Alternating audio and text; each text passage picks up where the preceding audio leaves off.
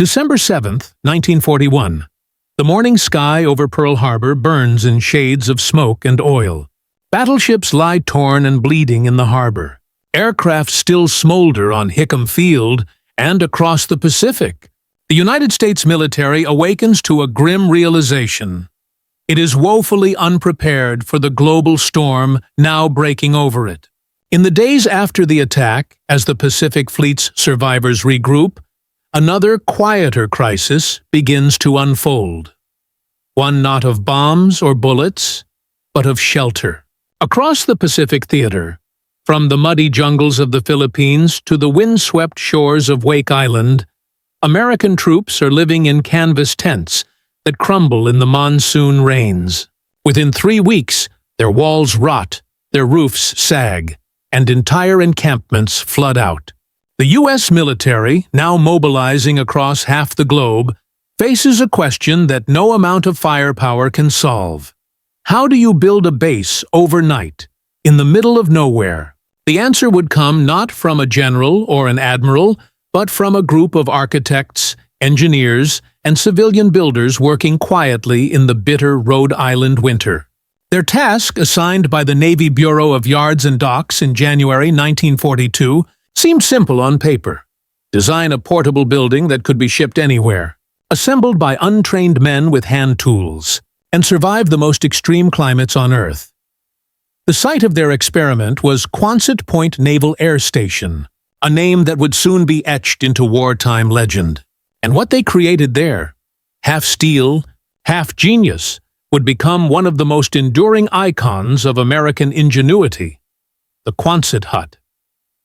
The team at Quonset Point was led by the George A. Fuller Construction Company, the same firm that helped build some of the tallest skyscrapers in America. But now, instead of reaching upward, they needed to build outward, fast, cheap, and tough. They took inspiration from an older British design known as the Nissen Hut, a semicircular corrugated steel structure used during World War I. Yet the Americans improved on it in every way. Their version was larger, lighter, and modular, using standardized steel ribs and wooden end panels that could be replaced or repaired in the field. The Quonset Hut wasn't just a building, it was a flat-packed miracle. Every piece fit into a wooden crate, labeled and numbered, small enough to be carried by 2 men, light enough to be dropped by parachute or loaded onto a truck. No concrete, no cranes, no architects, just instructions, bolts, and human effort. By February 1942, the first prototypes were rising from the frozen ground of Rhode Island. Sailors and laborers assembled them under gray skies, tightening bolts with gloved hands as the wind cut across Narragansett Bay. They tested the huts for strength, for leaks, for resistance to wind and snow. When they passed, production began immediately. Within months, steel mills in Detroit, Cleveland, and Providence were rolling out corrugated panels by the thousands. By the end of that year, more than 30,000 Quonset huts had already been shipped out, to Alaska, to North Africa, to tiny specks of coral in the middle of the Pacific. Everywhere the American flag flew, Quonset huts followed. They rose on dusty airfields in Guadalcanal, on volcanic slopes in Iwo Jima, and in the endless mud of New Guinea. They became field hospitals, workshops, mess halls, barracks, chapels, and command posts. Their curved steel roofs reflected sunlight by day and glowed faintly under moonlight, forming silent metallic cities across the front lines of the world. Soldiers called them tin cans or half-moons, but they loved them because they kept out the rain, the wind, and the insects. In a world of chaos and mud, the Quonset Hut meant dryness, order, and survival. In the Pacific, Seabees, the Navy's construction battalions, became masters of assembly. They could raise a hut in less than a day, sometimes in hours.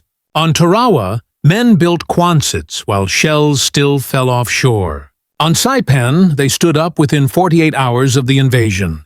On Okinawa, entire command bases were operational within a week. The huts became landmarks of progress, proof that American logistics could turn war zones into operating bases almost overnight. Aerial photographs from 1944 show them stretching across airstrips like ripples of silver. Hundreds of curved roofs catching the morning sun. Underneath those arches, mechanics repaired engines, medics saved lives, and generals planned invasions. The Quonset Hut became as essential to victory as the Jeep or the Liberty ship. But what made the hut truly remarkable was its adaptability. It could be extended, shortened, insulated, or converted. There were over 80 official variants: storage huts, medical huts, radio shacks, machine shops, and recreation centers. Some were fitted with glass windows and wooden floors.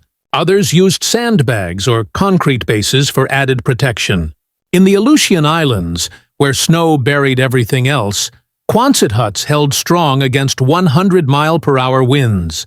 In the Philippines, where the air dripped with humidity, they stood dry and cool thanks to their curved shape that deflected both heat and rain. Every nail, every bolt, every angle was a study in practical design. And it wasn't just Americans who relied on them. The British, the Australians, even Chinese nationalist forces used Quonset huts supplied through Lend-Lease. On every continent, the curved silhouette became a symbol of Allied cooperation, the architecture of freedom. By 1944, more than 500,000 huts had been built, each one carrying its own story of sweat and survival. In the jungles of Burma, pilots returning from missions slept under them. In Italy, engineers built them near bombed-out rail stations.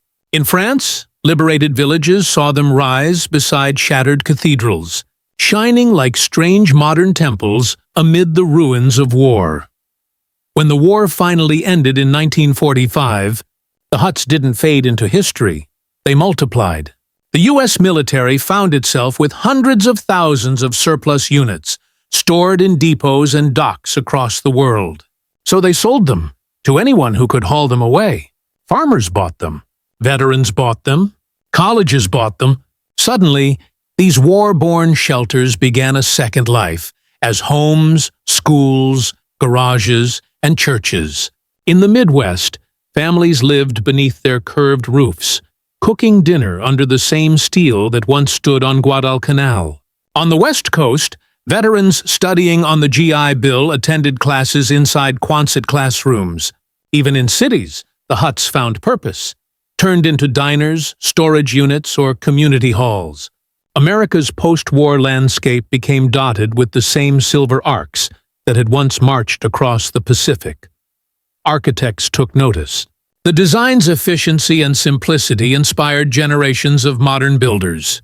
Buckminster Fuller's geodesic domes, NASA's early habitat modules, and countless prefab structures all drew inspiration from the humble Quonset. Its genius lay in the balance between strength and flexibility, a balance that made it as iconic as the Jeep, as essential as the sea ration, and as enduring as the men who assembled it. Decades later, many of those original huts still stand, weathered, rusted, but defiant. Their bolts still holding tight, their curved ribs still catching the light. On old air bases, they house maintenance shops. On farms, they protect tractors from the rain. In Alaska, they serve as cabins. In the Pacific, some are museums. Each one is a silent monument to the invisible war of logistics, the battle to build, supply, and sustain the fight for freedom. Because wars are not only won by courage or weapons, they are won by the ability to endure. And the Quonset Hut, born of necessity, shaped by ingenuity, endured longer than anyone expected. It was the shelter of victory. Not glamorous, not celebrated, but vital. It protected the men who crossed oceans, who built runways in jungles, who fought, bled, and slept beneath its arched roof. And when peace returned, it became part of the very fabric of America, the steel womb that gave birth to a new world. So when you see one today, standing alone by a roadside or a field, remember, It isn't just a relic. It's a survivor. It carried a generation through the storm, sheltered dreams after the guns went silent, and remains, even now, the steel shell that won the war.